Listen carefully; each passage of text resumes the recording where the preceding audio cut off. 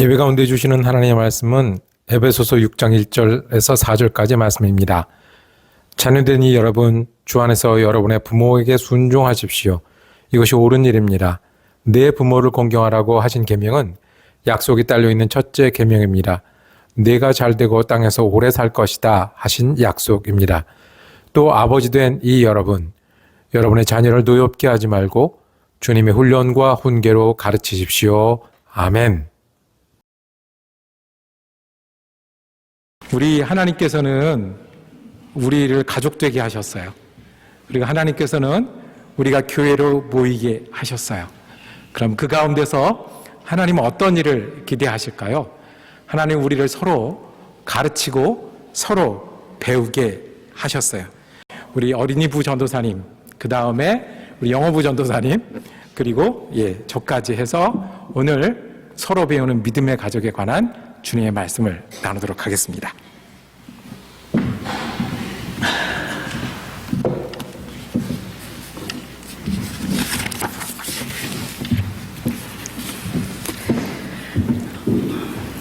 오늘은 온 교회가 함께 모여서 예배하는 뜻깊고 또 참 기쁜 어린이 주일입니다. 우리 리안이. 네. 하나님께서 오늘 우리에게 주신 말씀은 아까 우리 샛별이 형이 그리고 목사님이 받들어 읽으셨던 것처럼 하나님이 자녀들이 어떻게 부모님과 관계를 갖고 또 부모님이 어떻게 자녀들과 함께 잘 지낼 수 있는지에 대한 말씀입니다. 조금 더 크게 생각하면 온 교회가 그리스도 안에서 하나님의 자녀로 만나고 묶여지고 영적인 가족이 된 우리 모두가 서로 어떻게 하나님 앞에서 어린 세대와 또 어른이 되어 있는 세대가 함께 성장하고 자라갈 수 있는지에 대한 말씀이기도 합니다.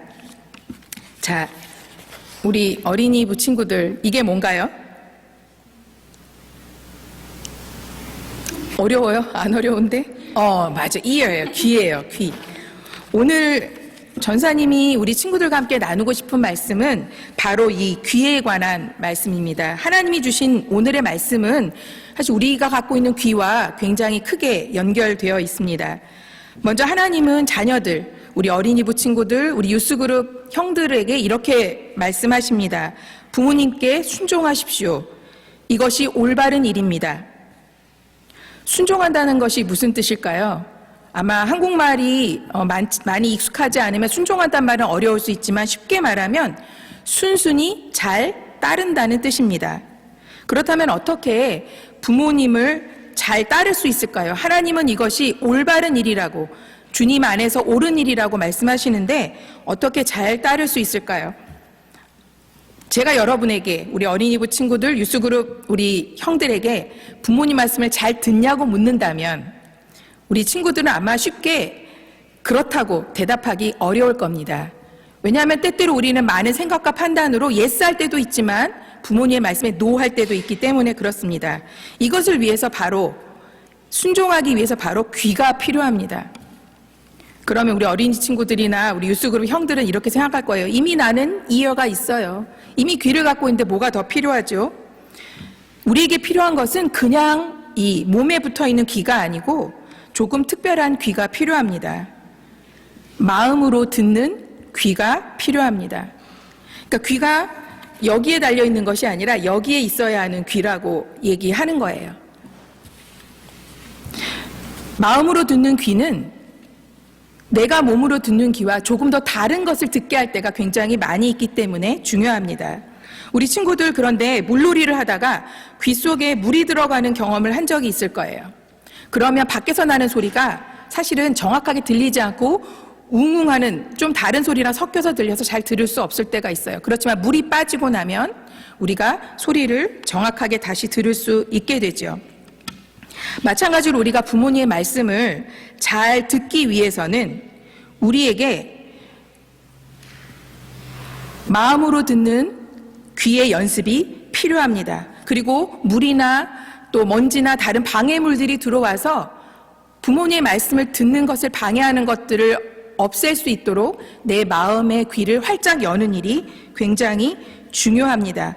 마음의 귀를 열고 나면 왜 저렇게 말씀하시지가 아니라 저렇게 말씀하실 수 있지 라고 하는 전혀 다른 소리를 듣기 시작할 수 있기 때문에 그렇습니다. 마음의 귀를 열고 부모님의 말씀을 들으면 그때부터 엄마 아빠의 들리는 말씀뿐만 아니라 그 말씀 뒤에 숨어있는 엄마 아빠의 마음, 나를 사랑하고 누구보다 나를 아끼고 내가 잘 되기를 바라는 그 마음의 소리까지 들을 수 있게 되기 때문에 그렇습니다. 그러면 우리는 그런 소리를 듣고 나면 우리는 뭘 할 수 있냐면 기쁜 마음으로, 때로는 조금 힘들고 때로는 조금 다른 생각을 하고 싶을 때도 있지만 기쁜 마음으로 부모님을 따르는 힘을 갖게 될 것입니다. 그런데 여러분, 잠깐 주목해 보세요. 하나님은 부모님께 순종하라는 이것이 올바르다고 하는 말씀 뒤에 아주 중요하고 굉장히 기쁘고 놀라운 약속을 우리에게 주셨어요. 이어지는 말씀은 이렇게 얘기합니다. 부모님께 순종하는 자녀들은 잘 되고 땅에서 오래 살 것이라고 얘기하세요. 영어 성경에 보면 a long and happy life를 살 거라고 말씀해 주고 계세요. 이것이 하나님이 부모님께 순종하는 자녀들에게 주시는 약속의 말씀입니다. 하나님은 약속하신 것을 반드시 지키시는 하나님이신 것을 잘 알고 있어요. 자, 이제 부모님께 말씀드립니다. 성경은 이렇게 얘기합니다. 자녀들을 노엽게 하지 말고 주님의 훈련과 훈계로 기르십시오. 어떻게 자녀들을 노엽게 하지 않을 수 있을까요? 그리고 어떻게 주님의 훈련과 훈계로 기를 수 있을까요? 우리는 많은 순간에 자녀들과 부딪히는 경험들을 해왔고 또 앞으로도 그런 시간들을 많이 갖게 될 것입니다. 그럼에도 불구하고 하나님은 우리에게 노엽게 하지 말고 주님의 훈련과 훈계로 기르라고 말씀하십니다. 여기에도 귀가 필요합니다. 그런데 이 귀는 자녀들을 향해 열려있는 귀 이전에 먼저 필요한 귀가 한 가지 있는데 그것은 바로 하나님을 향해 전심으로 열려있는 믿음의 귀가 필요합니다. 주님의 훈련과 훈계로 자녀를 기르기 원하는 부모님은 여러분 자신이 먼저 주님의 훈련과 훈계를 배우기 위해 영적인 귀, 믿음의 귀를 활짝 여실 수 있어야 합니다. 자녀들이 부모님께 귀를 기울일 때 순종할 수 있는 것처럼 하나님께 시선을 두고 하나님의 말씀에 귀를 기울여 여러분의 마음과 삶으로 하나님께 순종할 때 그때 비로소 여러분은 여러분 자신을 통해 주님의 훈련과 훈계가 무엇인지를 자녀들에게 보여주고 가르쳐 줄 수 있습니다. 훈련과 훈계의 능력은 결코 말에 있지 않습니다. 우리들이 주님께 초점을 맞추며 사는 인생의 길, 신앙의 길을 의연하게 걸어갈 때 우리의 자녀들은 하나님께 귀 기울이며 때로는 힘들어도 순종하며 살아가는 부모님을 보면서 그런 우리를 통해서 주님의 훈련과 훈계를 배워갈 수 있게 되는 것입니다. 우리 모두 주님 안에서 하나님께 그리고 부모님께 귀를 활짝 열어서 듣고 함께 순종함으로 함께 배우고 함께 기르고 또 함께 성장하는 우리 믿음의 가정 그리고 우리 주님의 교회가 우리의 교회가 될 수 있기를 간절한 마음으로 소망합니다.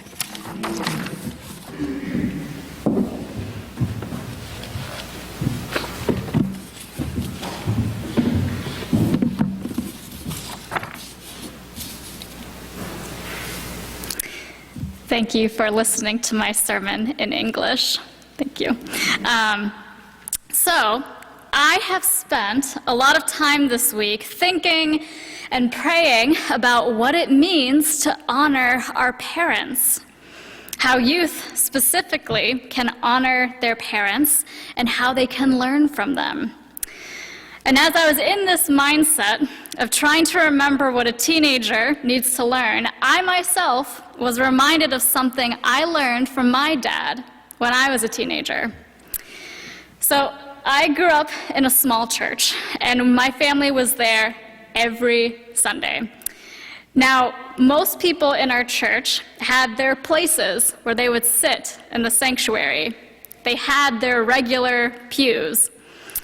Even to this day, when I close my eyes, I can remember where certain families would sit in the church. But not the Johnsons. No, we didn't have a regular pew because every so often, every few months or so, or even every few years, my dad would all of a sudden just be sitting in a different part of the sanctuary. And that meant that everyone else in the family had to follow. And we weren't, on Sunday especially, we weren't supposed to argue or question my dad. But these unexplained moves around the sanctuary would always make me a little mad. I got used to where I was sitting. I got used to being able to look at the preacher in a certain way. I got used to how I would look out the windows. I got used to the people who were around me. And it bothered me when all of a sudden, without any explanation, that would change. So one Sunday morning, when I was a teenager, my dad changed where we were sitting again, and I decided to confront him. I got myself all worked up and ready, and I went up to him and I was like, "Dad, why? Why do you do this? Why do you all of a sudden just change pews? I was used to where we were sitting before. I liked where we were sitting before. Why? Why do you do this?" And I'll never forget what he said. Because for once, he wasn't defensive or angry in reaction to all of my teenage angst. He simply said, "If someone is new to the church, they should never feel like there is anywhere where they cannot sit. If someone is new to the church, they should never feel like there is anywhere where they cannot sit." Now, for once, and I do mean for once, I had nothing to say back to my dad. Because it was such a perfect, annoyingly perfect answer. But it wasn't just that my dad was wise in what he said and that he had something to teach me. Because in his answer, I not only heard his wisdom, but I also heard my grandparents. I heard the voice of my grandparents who were pastors themselves and who planted churches and who spent their whole lives caring so much that outsiders and those new to the church would feel so welcome in the house of God. I heard my grandparents and their stories in that answer. And in that answer, I also heard my grandparents' parents. Because my grandparents were the children and grandchildren of immigrants to this country. People who had left their homeland to make a new home here. People who were strangers in a strange land who didn't speak the language here. People who had to work and struggle to belong. In my dad's answer, I heard the voices of my family going back 4 generations. I heard what they valued in their Christian faith, that all in Christ are welcome. And in that moment, I learned how their faith wove into my life in the present and would then live on. The point that I'm getting to about what the youth of this church can learn from your parents is that you can and should learn the stories of those who came before you. Hear their stories. Learn their values, of what their faith means to them, and remember. Because it is in remembering that we honor our parents and those who came before us. And in turn, that is how we honor God. In the Old Testament, there is something that God says over and over again to the people of Israel. Remember. Remember that you were slaves in Egypt, and that the Lord your God brought you out of there with a mighty hand and an outstretched arm. Deuteronomy 5:15. Do not deprive the foreigner or the fatherless of justice. Remember that you were slaves in Egypt, and the Lord your God redeemed you from there. Deuteronomy 24:17 to 18. Do not mistreat or oppress a foreigner, for remember, you were foreigners in Egypt. Exodus 22:21. Love foreigners as yourself, for remember, you were foreigners in Egypt. Leviticus 19:34. Remember, remember, remember. For the people of Israel, it was only in hearing the stories of when they were once in Egypt and remembering them that they could then live out their faith in the way that God wanted them to. Let me say that again. Only in hearing and remembering the stories of those who came before them can the people of Israel truly live and act faithfully. That they could then love, do justice, act kindly, and walk humbly with their God. Those things matter because God wants a world where there is more love, more justice, more kindness, more faithfulness, more reliance upon God. It matters because all of that leads us to the kingdom of God. That is what Ephesians means when it says, so it may go well with you. So remember, remember, remember. It is only in hearing and remembering the stories of our parents, our grandparents, our great-grandparents, our elders, our church, that we can then live and act faithfully. So what can the youth learn from their parents and other elders in the church? You can learn to listen and to remember. And parents, share your stories. Even when it feels like they're not listening, do it anyway. All of us, let us remember the stories of those who came before. And in our remembering, let us go out and live faithful lives for God's glory and our neighbor's good. 자, 우리 어린이집 부전도사님 그리고 영어 부전도사님이 학생들을 위해서 말씀을 했다고 하면 저는 부모님들을 위해서 말씀을 전해야 될 순서입니다. 아버지들아, 그 아버지만 얘기하는 게 아닙니다. 예. 철치 교회의 어른들, 교회 어머니들 모두에게 말씀합니다. 자녀의 마음을 헤아리고 주님을 믿도록 가르치고 훈련해야 된다고 말씀을 합니다. 우리 학생들도 있으니까 우리 부모들의 솔직한 마음을 한번 얘기를 해 볼게요.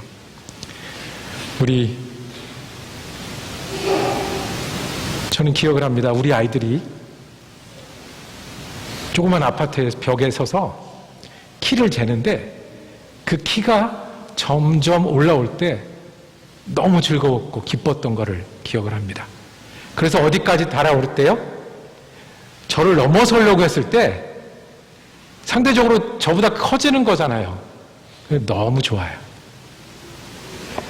우리 아이들이 학교에서 내가 모르는 단어를 배워가지고 쓰는 거예요. 내가 풀 수 없는 산수, 수학 문제를 푸는 거예요. 내가 가르쳐주지 못해서 약간 창피한 마음도 있었지만 너무 좋아요. 우리 아이들이 커서 이제 3차 방정식을 풀기 시작을 한 거예요. 그런데요, 학교 다니고 키가 자라는 것보다 더 좋은 게 있어요. 뭐냐면 목사님 아들, 딸들이 믿음이 자라는 걸 봤을 때 그 무엇과도 바꿀 수 없는 기쁨이 있어요. 예수님 때문에 제가 이런 꿈이 생겼어요. 예수님 때문에 제가 헌금을 이만큼 하고 싶어졌어요. 예수님 때문에 내가 친구들과 이런 얘기를 했어야 할 때 정말로 어느 무엇과도 바꿀 수 없는 기쁨이 부모님들에겐 있어요. 부모님들뿐만 아니라 교회의 삼촌들, 교회의 이모들, 교회의 할머니, 할아버지들은 우리 학생들이 믿음으로 자라는 걸 볼 때 아무것과도 바꿀 수 없는 그런 기쁨이 있어요. 그런데 한 가지 좀 봐주세요. 그렇다고 해서 우리가 다 잘하는 건 아니에요. 여러분들도 좋은 학생이 되고 싶고 좋은 아들이 되고 싶고 또 좋은 사람이 되고 싶지만 잘 안 될 때 많잖아요. 교회 와서 배울 때, 내가 믿음으로 저렇게 하였고서 예수님한테도 칭찬 들어야지 하지만 잘 안 될 때 많잖아요. 부모님들도, 할아버지, 할머님들도 잘 안 될 때가 많아요. 그래서 부모님들은 어떻게 해야 되냐면 이거요. 자녀들의 마음을 헤아리고 자녀들을 믿음으로 훈련하기를 계속해서 배워가야 돼요. 배워가야 돼요. 배우는 게 어떤 걸까요? 첫 번째는 우리 아이들 볼 때마다 내가 더 좋은 믿음의 사람이 되어야지 하는 거예요. 내가 잘 믿어라라고 얘기를 해줘야 되잖아요. 나처럼 믿어라라고 해야 되잖아요. 같이 믿자라고 얘기를 해야 되잖아요. 그러니까 어떻게 해요? 더 좋은 부모, 더 좋은 그리스도인, 더 예수 잘 믿는 사람 되려고 노력해야 돼요. 우리 리안이가 무대 나오는 거 좋아해서 틈만 나면 앞으로 나온다고요. 맞아. 예수는 저렇게 믿는 거지. 내가 계산하고 생각하는 게 아니라 하나님이 계시다고 생각하면, 교회라고 생각하면 저렇게 뛰어나가는 거지 라고 배우면서 우리가 더 좋은 그리스도인 되기를, 더 좋은 엄마, 아빠 되려고 하는 것을 계속해야 돼요. 우리 완벽하지 못하잖아요. 우리 실수하잖아요. 그런데 뭐라도 보여줘야 돼요. 내가 예수님 믿기 때문에 그 예수 이름으로 더 좋은 엄마, 아빠, 할머니, 할아버지 되려고 계속하는 일들을 하고 있다는 것을 보여줘야 되잖아요. 두 번째는 교회가 할 일입니다. 교회는요, 이 일을 계속해야 돼요. 아이들의 마음을 헤아리고 가르치고 훈육시키는 걸 계속해야 돼요. 이 시대는요, 밖에 나가면 아이들 보고 하고 싶은 대로 하라 그래요. 밖에 나가면 네가 뜻을 세우고 이루고 싶은 걸 이루고, 밖에 나가면 네 멋대로 사는 게 좋은 거다라고 얘기를 해요. 그런데 우리 교회에서는 한 가지 더 얘기해야 돼요. 하고 싶은 거 하고 멋대로 사는 거 귀하지만 우리 교회는 계속해야 될 얘기, 예수님 믿고 살아야 되고 그 믿음을 실천하면서 사는 게 옳은 거야, 바른 거야, 그렇게 돼야 돼 라는 얘기를 해야 해요. 그래서 우리가 전도하잖아요. 전도의 첫 번째 대상이 누구예요? 우리 자녀들이에요. 우리가 사랑을 실천하잖아요. 그래서 그 잃어버린 어린 양을 찾는 마음이 사랑이라면서요. 잃어버린 동전을 찾아서 채워놓는 마음이 소중하게 여기는 거라면서요. 우리 아이들을 보면서 그 마음을 가지고 교육하기를 계속해야 돼요. 그리고 마지막으로 우리 교회들은요, 뭘 배워야 되냐면 아이들에게 돌아올 수 있는 영적인 집이 되어야 해요. 이곳에 기도하는 사람들이 있고, 이곳에 너를 소중히 여기는 사람이 있고, 이곳에 같이 배우는 사람들이 있으니까 여기도 너희들의 집이야, 하나님이 부르시는 집이야라는 걸 가르쳐야 돼요. 부모님들 두 가지 하셔야 됩니다. 더 좋은 믿음의 사람 되려는 모습들, 그게 우리 모습이어야 되고요. 교회에서 이 아이들을 믿음으로 가르치고 훈련시키기를 계속해야 합니다. 말씀을 정리하겠습니다. 우리는 하나님께서 가족으로 모아주셨어요. 뭘 하면 좋을까요? 서로 배우고 가르치는 거예요. 믿음을. 교회로 모아주셨어요. 뭘 하면 될까요? 우리 아이들을 보면서 어른들도 배우고, 어른들 보면서 아이들도 믿음을 배우라고. 우리 그런 사람 되어야 되지 않겠습니까? 그런 교회 되어야 되지 않겠습니까? 기도하겠습니다. 주님, 우리 자녀들을 우리에게 주시고 여러 가정들이 모여서 교회를 열게 하시니 감사합니다. 우리가 만날 때마다 서로 믿음에 대해 배우는 우리가 되게 하여 주옵소서. 어린아이처럼 믿는 어른들이 되게 하시고 어른들을 따라 믿는 자녀들이 되게 하여 주시옵소서. 우리 교회에서 믿음으로 믿음의 일꾼들이 일어나기를 원하오니 잃어버린 양을 찾는 하나님의 마음이 우리 교회의 마음이 되게 하시고 언제나 돌아올 수 있는 탕자의 집이 우리 교회가 되게 하여 주시옵소서. 주님, 우리가 자녀들과 예수 믿게 하시니 감사합니다. 우리 예수 그리스도 이름으로 기도드립니다. 아멘.